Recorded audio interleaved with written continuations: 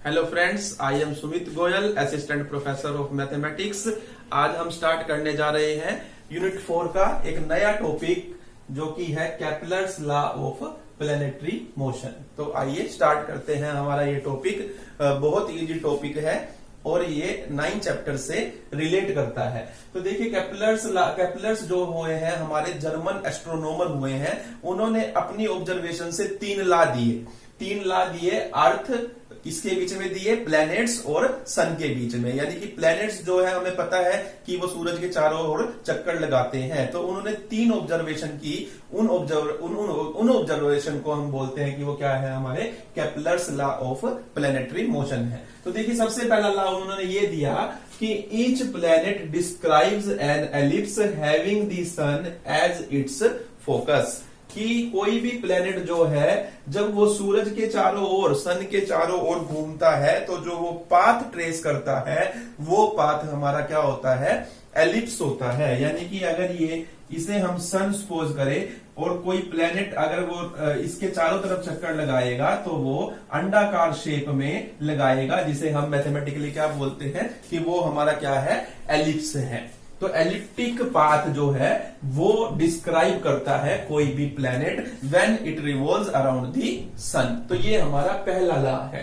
दूसरा लॉ देखिए, दूसरा लॉ मैंने यहां लिखा है, थर्ड इधर लिखा है। वो अभी इसका पर्पज है, मैंने इधर क्यों लिखा, क्योंकि मुझे प्रूफ भी करवाना है, टाइम बचाने के लिए मैंने इसको इधर लिख लिया। तो देखिए दूसरा हमारा जो लॉ है वो है the radius vector drawn from the sun to a planet sweeps out equal areas in equal time. तो जो रेडियस वेक्टर ड्रॉ होंगे सन से प्लैनेट के ऊपर वो स्वीप करते हैं equal area in equal time में। What does it mean to say? तो इस बात का क्या मतलब है आप देखिए, मैं यही समझा देता हूं। जैसे ये हमारा एलिप्स बना तो उसको कहने का मीन्स ये है कि अगर मैं ये सन से इसके ऊपर रेडियस वेक्टर ड्रॉ करूं यहां पर और टी टाइम के बाद, आफ्टर टाइम टी, जो हमारे प्लेनेट की पोजीशन है वो ये हो जाती है, यहां हो जाती है। तो यहां से फिर मैं दोबारा रेडियस वेक्टर ड्रॉ करूंगा यहां पर इस प्लेनेट के ऊपर। अब नेक्स्ट टी टाइम में जितना टाइम यहां से यहां तक पहुंचने में लगा उतने ही टाइम बाद, सपोज करो हम यहां से यहां पहुंचते हैं, ये भी टी टाइम बाद, और आफ्टर टी टाइम बाद मैं यहां पहुंचा तो यहां से मैंने रेडियस वेक्टर यहां ड्रॉ किया। उसके बाद आफ्टर टी टाइम के बाद मैं यहां से यहां पहुंचा, यानी कि इक्वल टाइम इंटरवल में जहां पर हमारा प्लेनेट पहुंच रहा है और मैं रेडियस वेक्टर ड्रा कर रहा हूं। इसी तरीके से मैं आगे भी कंटिन्यू करूंगा। तो जो ये एरिया बन रहे हैं, जो ये एरिया बनेंगे, जो ये एरिया आएंगे, जो ये आपके क्या बन रहे हैं, इन्हें हम बोलेंगे जितने भी ये हमारी फिगर्स बन रही है, आप ये कह लीजिए सिंपल सी लैंग्वेज में, जो ये फिगर्स बन रही है, जो इनका एरिया होगा, इन पोर्शंस का एरिया होगा, ये पोर्शंस बन रहे हैं हमारे, इन पोर्शंस का एरिया क्या होगा, सेम होगा। ये हमारी दूसरी ऑब्जर्वेशन थी जो हमें केपलर ने दी थी। थर्ड देखिए, थर्ड जो हमारी ऑब्जर्वेशन है वो क्या थी केपलर की, the square of the periodic times, the square of the periodic time of the various planets. मैं पीरियोडिक टाइम को डिनोट कर देता हूं टी से। किसका पीरियोडिक टाइम है ये, प्लैनेट्स का। Are proportional to the cubes of the major axis of their orbit. अब देखिए यहां पर इसका क्या मीन्स हुआ, अब इसकी जरूरत नहीं है हमें इस लाइन की, तो मैं समझा चुका हूं आपको कि क्या मीनिंग था दूसरे लॉ का। अब थर्ड लॉ पे आ जाइए। अभी मैंने आपको बता दिया कि ये हमारा जो एलिप्स बनेगा, जब भी कोई भी प्लेनेट रिवॉल्व करेगा अराउंड द सन तो हमारा क्या बनेगा, एलिप्स बनेगा। और एलिप्स में आपको पता है, मैं यहां दोबारा से अगर ट्रेस करूं, ये मेरा एलिप्स है, तो ये इसका फोकस है। तो ये जो लाइन है, ये हमारी लाइन, इसको मैं कह देता हूं ए से बी तक, ये क्या कहलाती है, मेजर एक्सिस कहलाती है। और ये हमारी, इसे मैं कह देता हूं सी डी, ये फोकस यहां ना लेकर इसे कहेंगे। तो ये जो सी डी है ये माइनर एक्सिस है और ए बी जो है हमारी मेजर एक्सिस है। मेजर एक्सिस की लेंथ मैं मान लेता हूं कितनी है, 2a है, 2a है। ये हमारी मेजर एक्सिस की लेंथ अगर 2a है तो वो ये कह रहा है कि जो पीरियोडिक टाइम का जो स्क्वायर होगा वो प्रोपोर्शनल होता है किसके, जो मेजर एक्सिस है उसकी क्यूब के, यानी कि 2a की क्यूब के ये क्या होगा, प्रोपोर्शनल होगा हमेशा। यानी कि जो हमारा जो प्लेनेट है वो रिवॉल्व कर रहा है राउंड दी सन, सन से ये एक सन का काम करेगा फोकस, और जो हमारा सन जो प्लेनेट एक राउंड लेने में जो टाइम लेगा उसे बोलते हैं वो क्या है, हमारा पीरियोडिक टाइम है। तो उस टाइम का स्क्वायर जो होगा वो हमेशा प्रोपोर्शनल होता है किसके, जो हमारा एलिप्टिक पाथ ट्रेस हुआ है उसकी जो मेजर एक्सिस की लेंथ है उसके क्यूब के। तो ये हमारा थर्ड लॉ है किसका, केपलर्स का। तो हमारे 3 लॉ दिए थे केपलर ने, these are known as Kepler's law of planetary motion. उसके अलावा देखिए अब Newton's law of gravitation, Newton ने भी अपना लॉ दिया था। न्यूटन्स का लॉ क्या बोलता है कि every particle in the universe, every particle in the universe attracts every other particle with a force varying directly as the product of their masses and inversely as the square of distance between them। कि कोई भी particle है वो दूसरे particle को क्या करता है, अट्रैक्ट करता है। सपोज करो कि ये मेरा एक पार्टिकल है, फर्स्ट पार्टिकल, ये मेरा सेकंड पार्टिकल है। इस पार्टिकल का जो मास है वो m1 है और इस पार्टिकल का जो मास है वो m2 है, और इन दोनों के बीच में जो डिस्टेंस है वो r है। तो जब ये पार्टिकल एक दूसरे को अट्रैक्ट करेंगे तो जो इनके बीच में फोर्स लगेगा, जो फोर्स लगेगा वो इनवर्सली प्रोपोर्शनल होगा किसके, ये दिया हुआ है कि every particle in the universe attracts every other particle with a force. किस फोर्स के साथ जब ये दूसरे को अट्रैक्ट कर रहे हैं, varying directly as the product of their masses.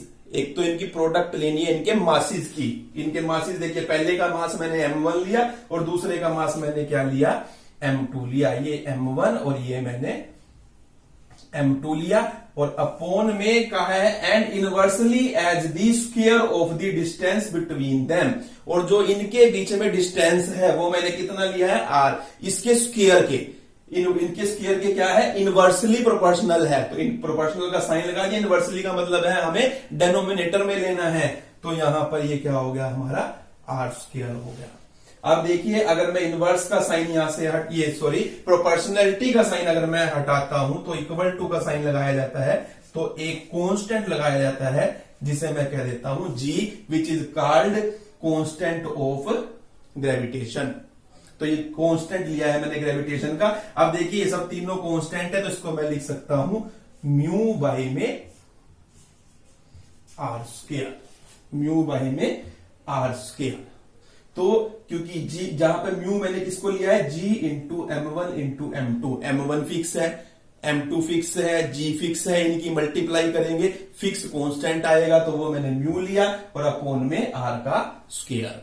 तो ये सब ये हमारा क्या है, न्यूटन्स का लॉ है ग्रेविटेशन का। तो अब देखिए ये न्यूटन्स लॉ ऑफ ग्रेविटेशन भी एग्जाम में पूछा जा सकता है, और Kepler's law of planetary motion भी आपको एग्जाम में पूछा जा सकता है। अब हमारा जो पहला क्वेश्चन बनता है, देखिए वो क्या है। अब देखिए हमारा जो पहला आपका एग्जाम के व्यू पॉइंट से जो इंपॉर्टेंट आर्टिकल है कि वो क्या है कि to establish the equivalence between Kepler's law of planetary motion and Newton's law of gravitation. तो वो ये कहना चाह रहा है कि हमें इन दोनों के बीच में जो केपलर्स ने 3 लॉ दिए और जो न्यूटन ने अपना लॉ दिया ग्रेविटेशन का, इनके बीच में सिमिलरिटी है, इक्विवेलेंस रिलेशन है। यानी कि ये एक दोनों बातों यानी कि दोनों को कहने का, यानी दोनों बातों का मतलब एक ही निकल रहा है। यानी कि केपलर्स लॉ से Newton's law of gravitation drive हो जाता है और न्यूटन्स लॉ ऑफ ग्रेविटेशन से Kepler's law of planetary motion derive हो जाते हैं, ये कहने का मीन्स है। तो हम सबसे पहले देखिए अब जब इस आर्टिकल को करेंगे, यानी कि मैं ये मानकर चल रहा हूं कि Newton's law of gravitation holds good, कि Newton's law of gravitation hold करता है अच्छी तरह से, तो हमें इससे ड्राइव करके दिखाने हैं ये तीनों की तीन जो हमारे लाज है केपलर्स ने दिए थे ये हम प्रूव करके दिखाएंगे। तो देखिए कैसे प्रूव करेंगे। अब सबसे पहले मैं न्यूटन्स लॉ ऑफ ग्रेविटेशन, देखिए पहला मैं ये प्रूव करके दिखाऊंगा। पहली ये बात हमें प्रूव करनी है Kepler's law of planetary motion की। देखिए अब by Newton's law of gravitation, f जो होता है वो किसके इक्वल होता है, म्यू बाय आर स्क्वायर के। ये देखिए मैंने आपको प्रूव करवाया था यहां पर। तो अब यहां से लेके यहां से मैं ये चीज आपको डिराइव करके दिखाऊंगा। अब देखिए इसमें 9 चैप्टर का यूज होगा। We know that d2u over d theta square plus u is equal to f h square you square. यहां पर आप क्या करेंगे, सन को एज ए फोकस लेंगे, प्लेनेट की पोजीशन ये ले ली हमने किसी टाइम पर, इसे हमने कहा ये हमारा थीटा एंगल है, ये रेडियस वेक्टर आर है, ये हमारी प्लेनेट की पोजीशन है और ये हमारी सन की पोजीशन है। आपको देखने से भी लग रहा है कि हमने 9 चैप्टर में ऐसा ही किया था। तो लेकिन अब सन और प्लेनेट कहना है उन्हीं चीजों को, वहां पर हम पार्टिकल कह देते थे, पार्टिकल की पोजीशन है, और ये हमारा क्या है, सेंटर ऑफ फोर्स है। जो सेंटर ऑफ फोर्स है यहाँ सन है, और जो प्लेनेट है वो क्या है, हमारा पार्टिकल की पोजीशन है एट एनी टाइम टी। तो इस रिलेशन से, तो ये रिलेशन हम प्रूव कर चुके हैं, क्योंकि इस केस में ये रिलेशन होल्ड करता है, गुड। तो यहां से आप देखिए this quantity is equal to f कितना है आपका, म्यू, और 1/r इक्वल होता है यू के, यानी कि यू स्क्वायर बाय में h square you square. You square से यू स्क्वायर कैंसल, यानी u will have d2u over d theta square plus u minus mu by में h square is equal to 0। इस quantity को मैं इधर ले गया। अब देखिए d2 ओवर में d थीटा की स्क्वायर, ये u लिखा हुआ है, इसके साथ में मैं mu by h square minus कर देता हूं, क्योंकि देखिए कांस्टेंट का अगर मैं डेरिवेटिव लूंगा तो वो 0 हो जाना है, तो ऐसा मैं कर सकता हूं। प्लस में mu u minus mu by h square. अब हमें कौन सी क्वांटिटी माइनस करनी है वो आपको अपने आप ही समझ जाएंगे। मैं इसको इसके जैसा बनाना चाह रहा था, यानी कि यहां पर इसके जैसा बनाना चाह रहा था ताकि ये इक्वेशन बन सके और सोल्व हो सके। अब इस क्वांटिटी को मैं सपोज कर लेता हूं, ये मेरी क्या है, let mu u minus mu by h square is equal to x। इसको मैंने x ट्रीट किया तो ये बनेगा आपका d2x ओवर में d थीटा की square plus x is equal to 0। Auxiliary equation बनेगी d square plus 1 equal to 0। यहां से आपका आएगा d is equal to plus minus iota, और इस केस में आपकी जो x है, यानी इस डिफरेंशियल इक्वेशन का जो सोल्यूशन आएगा वो क्या होगा, c1 cos theta minus c2। ये हमारा x का सोल्यूशन होगा। और x क्या है आपका, x आपका है u minus mu by h square is equal to c1 cos theta minus c2। अब यहां पर देखिए u किसके इक्वल है, 1/r के, तो मैं यहां 1/r लिख देता हूं और डिवाइड करता हूं ईच टर्म को by mu by h square. Mu by h square करूंगा तो ये क्या बनेगा, h square by mu r, और यहां पर आपका आएगा 1, और यहां आपका आएगा एच स्क्वायर बाय में mu c1 cos theta minus c2। हमने क्या किया है, डिवाइड किया है ईच टर्म को by mu by h square से, ये मैंने यहां पर लिख दिया। तो अब देखिए विच इज ऑफ द फॉर्म, ये आपकी जो फॉर्म बनी है, इस अगर -1 को मैं इधर ले जाऊं तो ये आपका बनेगा एच स्क्वायर म्यू बाय में r equal to 1 plus h square c1 by में म्यू और cos theta minus c2 which is of the form. ये जो फॉर्म बन रही है आपकी, जो ये इक्विवेलेंट है किसके है, this is equal to l by r equal to 1 plus r cos theta के इक्वल है आपकी ये क्वांटिटी। ये देखिए यहां पर जो ये क्वांटिटी आई है आपकी, ये किस फॉर्म की आई है, l by r 1 plus e cos theta की, सॉरी, जहां पर एसेंट्रिसिटी जो है हमारी वो कितनी बनी, एसेंट्रिसिटी आपकी बनी है ये आपकी ई का काम कर रही है, और जो ये क्वांटिटी है आपकी ये क्या है, एल का काम कर रही है। यानी कहने का मीन्स ये हुआ कि ये जो हमारा है एक कोनिक सेक्शन बन रहा है। अब लेकिन हमें ये पता है कि इस केस में जो कोनिक सेक्शन बनता है वो क्लोज्ड बनता है, ये भी आपको पता है। यहां से जो कोनिक सेक्शन बनेगा वो क्लोज्ड बनेगा, और जो क्लोज्ड कोनिक सेक्शन होता है वो सिर्फ एलिप्स ही हो सकता है। तो इट मींस ये हुआ कि जो यहां से सन और प्लेनेट का केस लेकर जो हमने कर्व बनाई है वो हमारी एलिप्स है, और इसी के साथ ये प्रूव हो जाता है कि each planet describes an ellipse having the sun as its focus. यानी कि हमने ये प्रूव कर दिया कि कोई भी प्लेनेट हो वो एलिप्स को फॉर्म करेगा, एलिप्टिक पाथ में मूव करेगा, किसके अराउंड, सन के अराउंड। तो ये हमें पहला केस प्रूव करना था। अब देखिए सेकंड के लिए, अब आपको पता है कि इस केस में f mu by are square के केस में, सेंट्रल ऑर्बिट के केस में जो सेक्टोरियल एरिया होता है वो फिक्स होता है, that is given by h/2। तो आप यहां पर सीधा डायरेक्ट लिखेंगे, we know that in case of central orbits the sectorial area is fixed, that is h/2। यानी कि ये जो एरिया होता है, जो सेक्टोरियल एरिया होता है, जो सेक्टर्स बनेंगे, जो मैंने अभी समझाया था आपको, वो सेंट्रल ऑर्बिट्स के केस में भी सेम बनते हैं, यानी सेम एरिया के बनते हैं। यहाँ पे यही तो कहा सेक्टोरियल एरिया फिक्स होता है, यानी कोई भी सेक्टर बनेगा उसका एरिया फिक्स होगा, और ये ला भी यही कहता है। तो आप ये कह सकते हैं, so this implies the Kepler's second law holds good. यानी कि हम ये कह सकते हैं कि जो सेकंड लॉ है वो होल्ड करता है बहुत अच्छी तरह तरीके से। ये केस और ये केस दोनों सेम है। ये केस हमें इससे मिलता है सेंट्रल ऑर्बिट से। सेंट्रल ऑर्बिट किसके ऊपर डिपेंड है, न्यूटन्स लॉ ऑफ ग्रेविटेशन के ऊपर डिपेंड है, और ये बात और ये बात दोनों की दोनों सेम है। सिर्फ एक ही लाइन में आपको ये आंसर देना है, इसलिए मैंने यहां लिखा था भाई, ताकि मुझे स्पेस भी मिल जाए, और थर्ड मैंने यहां लिखा था। अब देखिए थर्ड लॉ हम प्रूव करने जा रहे हैं न्यूटन्स लॉ ऑफ ग्रेविटेशन से। ये बात हमें प्रूव कर दिखानी है।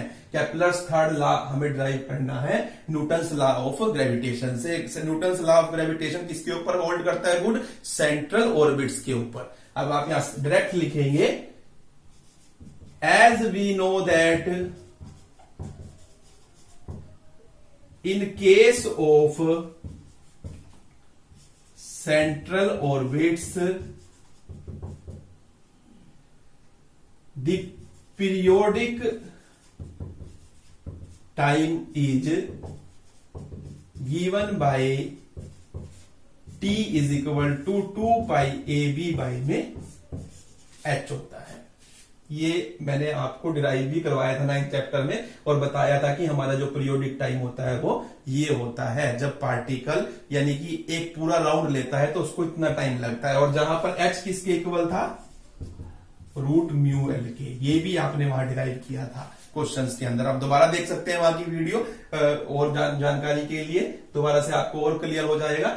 तो यहां पर मैं दोबारा प्रूव नहीं करवाऊंगा क्योंकि it will be a wastage of time. तो अब यहां पर देखिए, यहां पर t किसके इक्वल होगा, 2 पाई ए बी बाई में रूट म्यू एल के।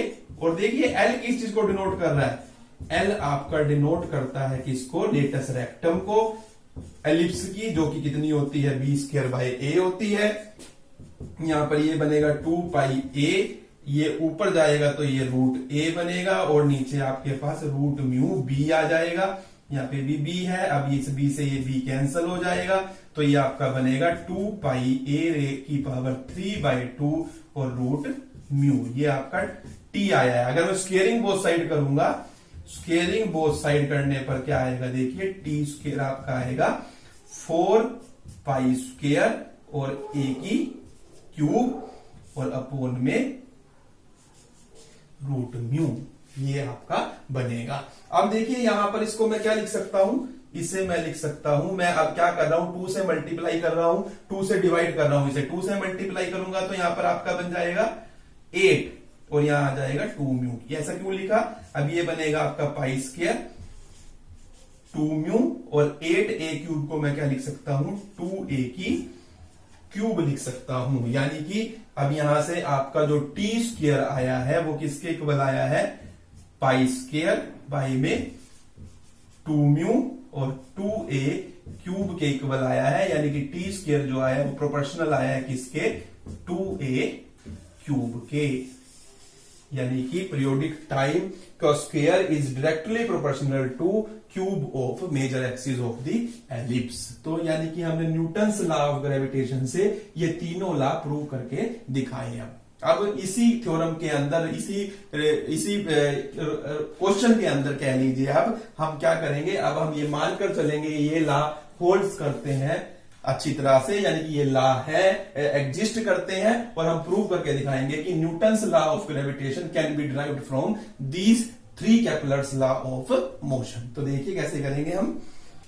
अब देखिए अब हम क्या करेंगे आगे, अब हम ये मानकर चलेंगे कि हमारे जो ये तीनों लॉ हैं, Kepler's law of planetary motion holds करते हैं गुड, और इन तीनों से हम डिराइव कर जाएंगे न्यूटन्स लॉ ऑफ ग्रेविटेशन को, यानी F is equal to mu by are square. मैं प्रूव कर दिखाऊंगा यहां से। तो देखिए अब इसको कैसे प्रूव करेंगे हम, ये सब लिखे हुए हैं यहाँ पर, क्योंकि बार बार मुझे रब ना करना पड़े इसलिए मैंने ये लिखे हुए छोड़ दिए हैं फिक्स। अब देखिए, from Kepler's second law of planetary motion, areal velocity is constant, या sectorial area is constant, that is h/2। ये आपको पता है सभी को, हमने 9th चैप्टर में प्रूव भी किया था कि जो सेक्टोरियल एरिया होगा, जिसे एरियल वेलोसिटी भी बोलते हैं, वो क्या होगी, कांस्टेंट होगी, और वो कितनी होगी हमारी h/2 होगी। अब अगर हमारी ये एरियल वेलोसिटी जो कांस्टेंट है, जो सेक्टोरियल एरिया है, इसका जो फार्मूला बनेगा वो क्या, 1/2 r स्क्वायर थीटा डॉट जो है हमारा वो कितना है, 0 है। इट मीन्स ये हुआ। अब यहां पर इसको क्या लिख सकते हैं हम, इट मीन्स ये हुआ कि जो डेरिवेटिव है d/d थीटा किसका, r स्क्वायर थीटा डॉट का, वो कितना है, वो 0 है हमारा। इट मीन्स यही हुआ। तो d/d theta r square theta dot is equal to 0। Sorry theta नहीं आएगा, विद रिस्पेक्ट टू टाइम चलेंगे हम। ये अगर 0 है तो 1/r d/dt r square theta dot is equal to 0 आया। और ये किस चीज की इक्वेशन है आप देखेंगे तो ये हमारी क्या आ गई, ट्रांसवर्स एक्सेलरेशन जो है हमारी 0 आ गई। ये किस बात को इंप्लाई करता है, it implies the particle has only radial component which is possible in case of central force that or in central orbit। यानी कि ये तभी पॉसिबल होता है जब रेडियल कंपोनेंट कब आता है, जब हमारा जो फोर्स होता है वो सेंट्रल फोर्स होता है। यानी कि हमने क्या, जो हमारा सेकंड लॉ था उससे ये बात डिराइव करके दिखाई कि हमारा जो यहाँ पर ग्रेविटेशन लॉ हम प्रूव करना चाह रहे हैं, हमने ये प्रूव करके दिखाया कि हमारा जो पार्टिकल के पास जो है ट्रांसवर्स एक्सेलरेशन नहीं है और सिर्फ रेडियल कंपोनेंट उसके पास है, और वो तभी पॉसिबल होता है जब हमारा जो पार्टिकल है वो मूव कर रहा है under the action of central force. तो हमने ये यहाँ पर बात प्रूव करके दिखाई है कि जो पार्टिकल मूव कर रहा है वो under the action of central force कर रहा है। अब देखिए दूसरा, देखिए अब दूसरा, अब न्यूटन्स फर्स्ट लॉ से, फ्रॉम सेकंड फॉर्म का मैंने यूज कर लिया, फ्रॉम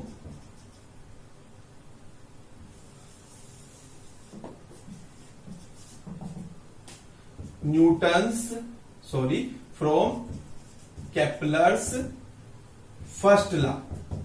फर्स्ट लॉ से देखिए L बाय आर किसके इक्वल है, 1 प्लस ई कोस थीटा के, means LU 1 plus e cos theta के इक्वल है आपका, यानी कि L किसके इक्वल है आपका 1 bye L 1 plus e cos theta के इक्वल है, सॉरी U।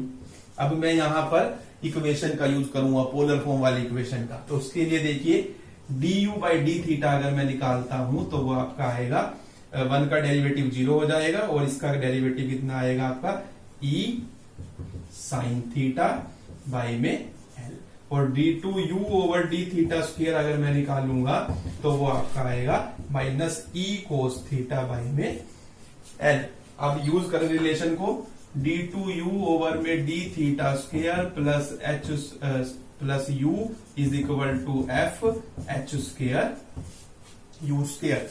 इसे अगर हम यूज करते हैं तो देखिए यहां पर d2u over D theta square की वैल्यू कितनी है, minus e cos theta by में l, और ये आपका है 1 plus e cos theta by l equal to f h square u square के इक्वल आ जाएगा आपका। अब अगर आप यहाँ पर एलसीएम लेंगे दोनों का एलसीएम देखिए यहीं पर करके दिखा रहा हूं मैं, एल एलसीएम आएगा और ऊपर ये आ जाएगा, ये क्वांटिटी से कैंसिल हो जाएगी, तो यहां से जो आपका आएगा एफ, जो एफ यानी 1 बाई एल जो आएगा वो F h square you square के इक्वल आ जाएगा। यानी कि कहने का मीन्स ये हुआ, जो आपका एफ आएगा वो कितना आएगा H square you square by में एल आएगा, यानी कि H square by R square L आएगा आपका, क्योंकि ये 1 बाय आर स्क्वायर के इक्वल है। ये आपका आया है एफ की वैल्यू आई है। ये हमने रिलेशन निकाला है कहां से, केपलर्स फर्स्ट लॉ से। आपने देखिए सेकंड लॉ का यूज कर लिया, फर्स्ट लॉ का यूज कर लिया, अब हम यूज कर रहे हैं थर्ड लॉ का। थर्ड लॉ का देखिए कैसे यूज करेंगे हम अब यहां पर, देखिए अब from Kepler's third law, T square जो होता है वो डायरेक्टली प्रोपोर्शनल होता है 2a क्यूब के, यानी T square is equal to k into 8a cube which can be written as 8ka cube, यानी कि T square by a cube is equal to 8k। 8k means constant c। अब यहां पर देखिए आपको पता है केपलर्स लॉ ऑफ मोशन से जो टाइम पीरियड होता है वो किसके इक्वल होता है 2 पाई ए बी बाय में एच के, और इसकी स्क्वायर बाय में A cube is equal to constant. ये फार्मूला है, आप पढ़कर आए हैं, बार बार मैं इसका यूज कर रहा हूं। अब यहां से 4 पाई स्क्वायर ए स्क्वायर बी स्क्वायर, और ये आपका बनेगा एच स्क्वायर ए क्यूब। ए क्यूब को मैं लिख रहा हूं ए स्क्वायर इंटू में ए, ताकि यहां पर मैं इसको ऐसे लिख सकूं, बी स्क्वायर बाय ए को अलग कर सकूं। इसका रीजन है, अभी आपको पता चलेगा हमने ऐसा क्यों किया। अब ए स्क्वायर से ए स्क्वायर क्या हो रहा है, कैंसिल हो रहा है, यानी 4 पाई स्क्वायर बाय में एच स्क्वायर, और यहां पर इंटू में एल जो है आपका किसके इक्वल आ जाएगा, सी के इक्वल आ जाएगा।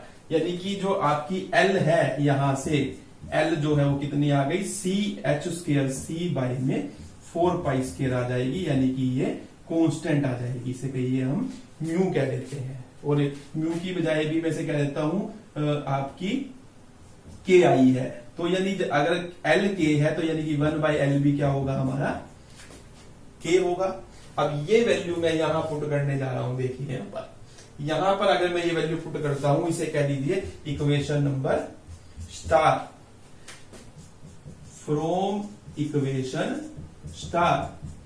जो यहां पर आप देखेंगे एफ जो था वो किसके इक्वल था आपका H square R square L के इक्वल था, और 1 बाई एल किसके इक्वल आ गया आपका के इक्वल आ गया। तो इसको मैं यहाँ पर 1 बाई एल को जो क्या लिख सकता हूँ के लिख सकता हूँ, और एच स्क्वायर के को मैं क्या लिख लेता हूँ म्यू बाई में आर स्क्वायर, वेयर म्यू किसको कहा है हमने एच स्क्वायर के को, which is the Newton's law of gravitation. तो ये हमने डिराइव कर दिखाया कि केपलर्स थर्ड लॉ से हम डिड्यूस कर सकते हैं न्यूटन्स लॉ ऑफ ग्रेविटेशन को, यानी कि ये Kepler's law of planetary motion और Newton's law of gravitation equivalent है। ये हमें प्रूव करना था, इस आर्टिकल में हमने ये प्रूव करके दिखाया। तो बहुत इंपॉर्टेंट रिजल्ट्स हैं इसके अंदर, और वैसे भी इंटरेस्टिंग भी है। अगर एग्जाम में नहीं भी आता, लेकिन एग्जाम में फिर भी ये आ जाता है, तो आपको ये अच्छे से करना है।